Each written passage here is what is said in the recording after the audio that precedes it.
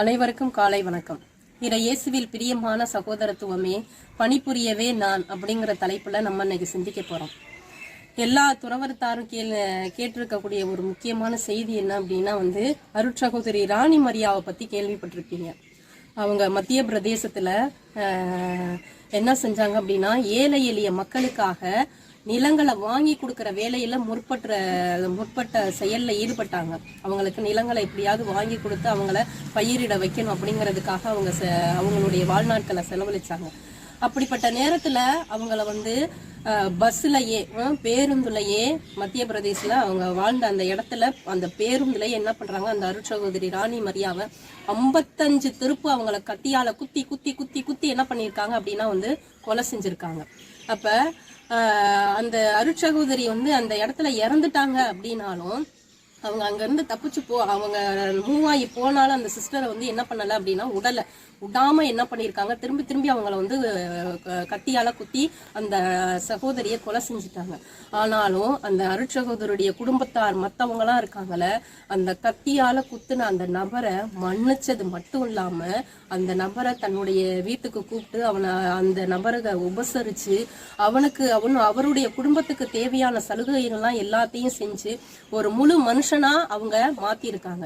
அந்த சகோதரி பாருங்க, வாழும் போதும் அடுத்தவங்களுக்கு நல்லதை தான் செஞ்சாங்க, பணி புரிஞ்சாங்க. இறந்து போயும் அடுத்தவனுக்கு நல்லதை தான் செஞ்சிருக்காங்க. அதாவது தன்னை குத்தினவனையே மன்னிச்சது மட்டும் இல்லாம தன்னுடைய குடும்பத்தார் வழியா அவனுக்கும் அவனுடைய குடும்பத்துக்கு நல்லதை செஞ்சிருக்காங்க அப்படிங்கறத அவங்களுடைய வாழ்க்கை வரலாறு நம்மளுக்கு இப்படியா சொல்லுது. இந்த சம்பவம் ஒண்ணு அப்படின்னாலும் இன்னொன்னு ஆலங்குடி பக்கத்துல ராசியமங்கலம் அப்படின்னு சொல்லி ஒரு ஊர் இருக்கு. கே ராசியமங்கலம், 2 ராசியமங்கலம் இருக்கு ஆலங்குடி சைடு. அதுல கே ராசியமங்கலம் அப்படிங்கறதுல ஃபாதர் அருள்தாஸ் அந்த ஊர்ல தான் அவர் பிறந்திருக்கிறாரு. அந்த அருள்தாஸ்ங்கிற ஃபாதர் ஒரிசா மாநிலத்துல பணிபுரிஞ்சாரு.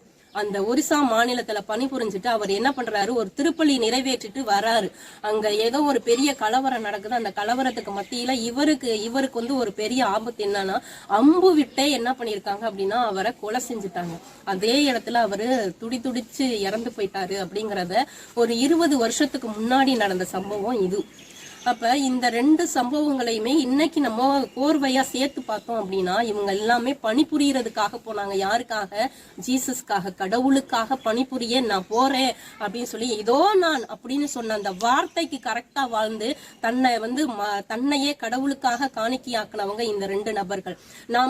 நம்ம இன்னைக்கு ரெண்டு நபர்களை தான் இன்னைக்கு நான் உங்களுக்கு சொல்லியிருக்கேன். இப்படி ஏகப்பட்ட பேர் இந்த உலகத்துல ஒவ்வொரு நாளும் வேத சாட்சியா மறிச்சவங்க எல்லாம் எத்தனையோ பேர் அருட்சகோதரர்களும் சகோதரிகளும் அருள் தந்தையர்களும் எத்தனையோ பேர் இருக்காங்க. அப்ப இதோ நான் அப்படின்ட்டு நம்ம என்ன பண்ண போறோம்? இந்த துறவரத்தாருக்கு இது கேள்வி, இந்த பெரிய கொஸ்டின். இதோ நான் இருக்கேன் ஆண்டவரே, இதோ அடிமை ஆண்டவரே அப்படின்லாம் சொல்லிட்டு தான் நம்ம வார்த்தைப்பாடு கொடுக்கணும். என்ன விதத்துல நம்ம பணிபுரியுறோம் அப்படிங்கிறது இன்னைக்கு நம்ம கேள்விக்குறியான ஒண்ணு. இன்னைக்கு 3 விதமான சிந்தனைகளை ஜீசஸ் இன்னைக்கு நற்செய்தியில கொடுக்குறாரு. இன்னைக்கு புனித வியாழன். இந்த புனித வியாழன் அப்படிங்கிறது புனிதமா அனுசரிக்கப்பட்டது ஒரு நாள். 2வது குருத்துவத்தை ஏற்படுத்தின நாள், அதாவது நற்கருணையை ஏற்படுத்தின நாள். 3வது ஒரு புதிய கட்டளையை நம்மளுக்கு கொடுக்குறாரு. அப்ப இந்த 3 விதமான சிந்தனைகளுடைய அடிப்படையில உயிருள்ள தேவனா உயிரோடும் ஆன்மாவோடும் உடலோடும் நற்கருணையில இயேசு உண்மையா இருக்கிறார்.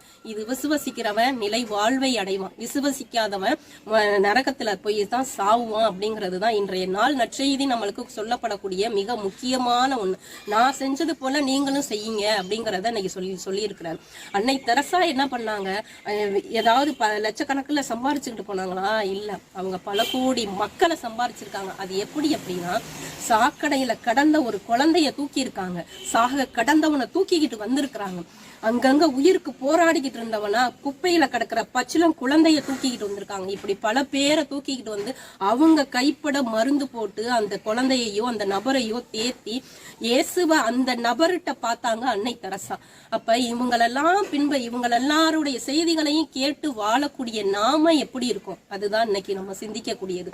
உயிருள்ள தேவனா நற்கருணையை ஏற்படுத்தின இயேசுநாதருடைய வழியில நாம ஒரு சகோதரியா ஒரு சகோதரரா ஒரு தந்தையா அருள் தந்தையா இருந்து எந்த வழியில போறோம், எப்படிப்பட்ட பணிகளை நம்ம செய்யறோம், அந்த பணி கடவுளுடைய சன்னிதானத்துல எந்த சூழ்நிலையில போய் சேருது இது எல்லாமே நம்ம சிந்திச்சு செயல்படக்கூடிய ஒண்ணு.